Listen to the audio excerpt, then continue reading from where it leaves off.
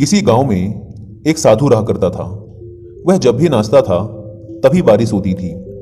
इसलिए गांव के लोगों को जब भी बारिश की जरूरत होती तब यह लोग उस साधु के पास जाते और उनसे अनुरोध करते कि वह नाचे। और जब वह नाचने लगते तो बारिश जरूर होती थी। कुछ दिनों बाद 4 लड़के शहर से गांव में घूमने आए।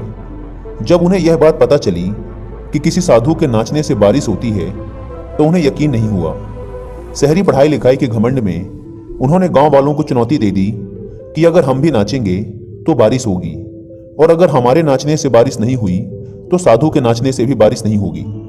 अगले दिन सुबह सुबह गांव वाले उन चारों लड़कों को लेकर साधु के कुटिया के पास पहुंचे। गांव वालों ने साधु को सारी बात बताई। फिर उन लड़कों ने नाचना शुरू किया। पहले लड़के ने नाचना शुरू किया। आधा घंटा बीत गया। फिर पहला लड़का थक कर बैठ गया, पर बादल नहीं दिखे। कुछ देर बाद दूसरे लड़के ने नाचना शुरू किया और 1 घंटे बीतते बीतते वह भी थक कर बैठ गया। बाकी दोनों लड़कों ने भी ऐसा ही किया, पर बारिश नहीं हुई। अब साधु की बारी थी। उसने नाचना शुरू किया। 1 घंटा बीत गया, पर बारिश नहीं हुई।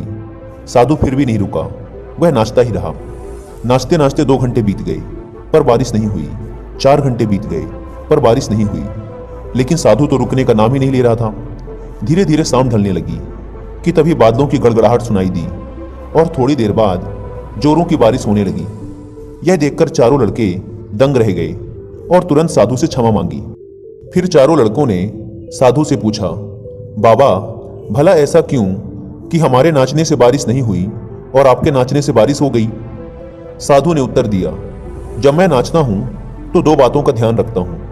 पहली बात तो मैं यह सोचता हूं कि अगर मैं नाचूंगा तो बारिश को होना ही पड़ेगा, और दूसरी यह कि मैं तब तक नाचूंगा जब तक कि बारिश ना हो जाए। सफलता पाने वाले में भी यही गुण विद्यमान होता है।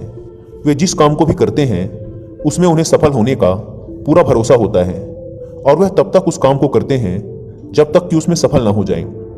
इसलिए अगर हमें सफलता हासिल करनी है तो इस साधु की तरह ही अपने लक्ष्य को प्राप्त करना होगा।